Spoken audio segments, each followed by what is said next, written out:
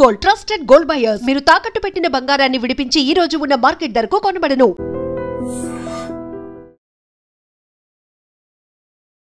Hi hello welcome to I Dream. నేను మీ కాజల్. ప్రస్తుతం మనతో పాటు AMFI registered mutual fund distributor PS Chandrashekar garu ఉన్నారు. సో ఆయనతో మాట్లాడి మ్యూచువల్ ఫండ్స్ గురించి తెలుసుకుందాం. నమస్తే సార్. సో సేవింగ్కి అండ్ ఇన్వెస్ట్మెంట్కి డిఫరెన్స్ ఏంటి? అంటే కొంతమంది సేవింగ్స్ చేసుకోండి అని అంటారు, కొంతమంది వచ్చేసి ఇన్వెస్ట్ చేసుకోండి, అది మీకు ఫ్యూచర్లో లాభం వస్తుంది అంటారు. సో ఈ రెండింటికి డిఫరెన్స్ ఏంటి అండ్ ఎవరు ఎందులో ఎక్కువ ఇంట్రెస్ట్ పెట్టాలి, దేనివల్ల ఎవరికి ప్రాఫిట్ అనేది చెప్పండి. కాజల్ గారు, ఇప్పుడు మిమ్మల్ని అడుగుతాను, చెప్పండి సేవింగ్స్ అంటే ఏంటి చెప్పండి ఒకసారి. అంటే ఇన్వెస్ట్మెంట్స్ ఇప్పుడు మాట్లాడుకుంటున్నాం కాబట్టి అది నేను చెప్తాను. సేవింగ్స్ ఎప్పుడు చేస్తున్నాం కదా మనం. అసలు సేవింగ్స్ అంటే ఏంటి చెప్పండి, ఒక్క జస్ట్ నాలెడ్జ్, మీకు ఉండే నాలెడ్జ్లో చెప్పండి నాకు. సేవింగ్స్ మనకు వచ్చిన దాంట్లో మనం కొంచెం రేపటి కోసము దాచిపెట్టుకుంటాం. నేనేం చెప్తానంటే, మీరు చెప్పింది కరెక్టే. సేవింగ్స్ అంటే ఏంటి, మీకు జీతం, మీరు పని చేస్తున్నారు, మీకు జీతం వస్తుంది, మీరు ఖర్చు పెట్టిన తర్వాత మిగిలే అమౌంట్ మిగిలించి కాదు, మిగిలేది సేవింగ్స్, మీ సేవింగ్స్. కరెక్ట్, అంతే. సో అలాంటి సేవింగ్స్ ఎక్కడ ఉంటుంది జనరల్గా? ఇప్పుడు మీకు జీతం ఇస్తారు, మీ శాలరీ ఎక్కడ పడుతుంది? బ్యాంక్లో అకౌంట్లో పడుతుంది. శాలరీ అకౌంట్ కానీ రెగ్యులర్ సేవింగ్స్ అకౌంట్లో కానీ మీరు ఇస్తే దాంట్లో వేస్తారు, రైట్? సో సేవింగ్స్ అంటే మేడం, ఎప్పుడైనా మన మిగిలిన అమౌంట్ సేవింగ్స్, రైట్, ఖర్చు పెట్టిన తర్వాత, రైట్. కానీ దానికి మరి మనకి రిటర్న్స్ ఏం రావట్లే కదా, రైట్, ఓన్లీ సేవింగ్స్. అది అలా పెరిగి మన ఇక్కడ సేవింగ్స్ చేసుకుంటే ఇన్ఫ్లేషన్ కన్సిడర్ చేయట్లేదు మనం, రైట్. ఇప్పుడు సేవింగ్స్ అకౌంట్లో అనేది మీకు డబ్బులు ఉంటుంది, మీరు దాన్ని ఎఫ్డీలు చేయరు, ఏమి చేయరు. సో మీకు రిటర్న్స్ ఎంత వస్తుంది దాని మీద? ఏం లేదు, అసలు ఉంటాయో కూడా తెలియదు. ఇప్పుడు ఉంటే ఏదో లైట్గా ఇస్తారు క్యాల్కులేషన్స్ చేసుకుని. అది it's not one kind of savings. జనరల్గా ఈ సేవింగ్స్ చేయాలనుకునే వాళ్ళు ఇలాంటి శాలరీ అకౌంట్స్ కానీ, జీరో బ్యాలెన్స్ శాలరీ అకౌంట్స్ కానీ, సేవింగ్స్ అకౌంట్స్ కానీ ఓపెన్ చేస్తారు. టైప్స్ ఆఫ్ సేవింగ్స్ ఎలాగ ఓపెన్ చేస్తారు, ఎక్కడ పెడతారు అనేది మాట్లాడదాం మేడం. ఇది శాలరీ అకౌంట్స్ అన్నాను, రెగ్యులర్ సేవింగ్స్ అన్నాను, తర్వాత డిజిటల్ సేవింగ్స్ అకౌంట్ అంటే మనం బ్యాంక్ వెళ్ళకుండా మన ఇంట్లో కూర్చొని ఆన్లైన్ ఓపెన్ చేసుకోవచ్చు. ఇప్పుడు చూసుకుంటుంటే 3-in-1 అకౌంట్లో ఓపెన్ చేస్తుంటారు. డీమ్యాట్ అంటారు, సేవింగ్ అంటారు, 3+1 అకౌంట్స్. ఎవరైతే ఇలాంటి అమౌంట్ సేవింగ్స్ అకౌంట్లో పెట్టుకుంటారో, లేకపోతే శాలరీ అకౌంట్స్లో పెట్టుకుంటారో, జీరో బ్యాలెన్స్ అకౌంట్స్లో, వీళ్ళు ఎఫ్డీలు చేస్తుంటారు. ఎఫ్డీలు కానీ, లేకపోతే కొంతమంది ఏం చేస్తుంటారు, రికరింగ్ డిపాజిట్లు చేస్తుంటారు, right. So these all are kind of savings, okay. కొంతమంది ఏం చేస్తారు, కిడ్స్ అకౌంట్స్ ఓపెన్ చేస్తారు. కిడ్స్ అకౌంట్, తర్వాత ఉమెన్స్ సేవింగ్స్ అకౌంట్స్, చాలా అకౌంట్స్ ఉన్నాయి. అన్ని సేవింగ్సే కదా, ఇన్ని అకౌంట్లు ఎందుకు అసలు? ఒక రెగ్యులర్ ఒక సేవింగ్స్ అకౌంట్ ఓపెన్ చేసుకుంటే సరిపోతుంది కదా. ఎఫ్డీ అంటారా వేరు, రికరింగ్ డిపాజిట్ అంటారా వేరు. But why this so many kind of differentiation? అంటే శాలరీ అకౌంట్ అంటే జీరో బ్యాలెన్స్ మెయింటైన్ చేయక్కల, రెగ్యులర్ బ్యాలెన్స్ అంటే ఒక మినిమం బ్యాలెన్స్ మెయింటైన్ చేయాలి. బట్ ఇలాంటి డిజిటల్ అకౌంట్స్ అని కానీ, లేకపోతే ఉమెన్స్ అకౌంట్ కానీ, కిడ్స్ అకౌంట్ కానీ, why they need this kind of, అంటే కొంచెం ఈజీగా వాళ్ళ మీద ఫోకస్ చేయడానికి ఇలాంటి ఇన్ని అకౌంట్స్ అనేది క్రియేట్ చేస్తుంటారు. ఎప్పుడైనా మేడం ఇది సేవింగ్స్. ఇన్వెస్ట్మెంట్స్ అంటే ఏంటి? మీ సేమ్ కాన్సెప్టే, మీకు వచ్చిన డబ్బులు మీరు ఖర్చు పెట్టిన తర్వాత ఆ డబ్బుల్ని ఇన్వెస్ట్ చేస్తే దాని నుంచి మీకు రిటర్న్స్ రావాలి, ఓకే, రైట్. సో అక్కడ మీరు ఎఫ్డీలు చేస్తున్నారు, అక్కడ మీకు తక్కువ, అంటే మీకు ఇన్ఫ్లేషన్ కూడా బీట్ చేయట్లేదు. That means you are not creating wealth there, right. ఇప్పుడు మీరు ఇన్వెస్ట్మెంట్స్ చేస్తున్నారు, అవి మ్యూచువల్ ఫండ్స్లో అవనండి, లేకపోతే ఒక సుకన్య సమృద్ధి అవనండి, లేకపోతే which ever is giving more returns than the inflation.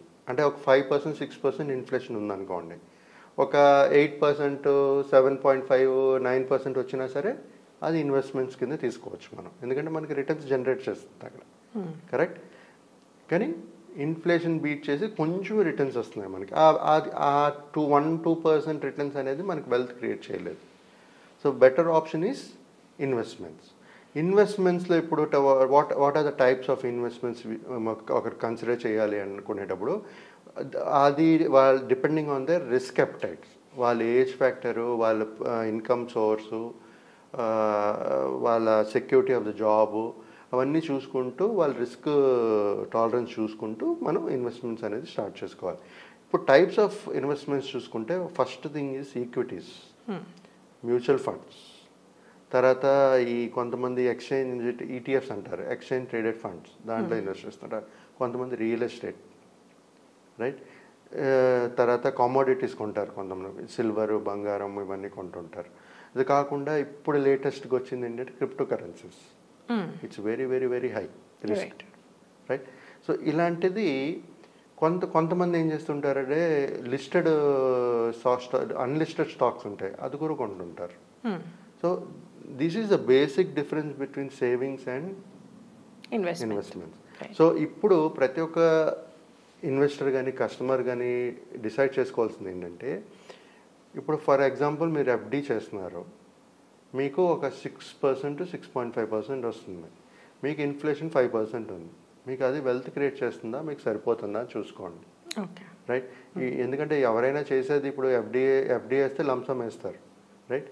లేకపోతే చిన్నది ఆర్డీలు వేసుకుంటూ ఒక అక్యుములేట్ చేసుకుంటారు.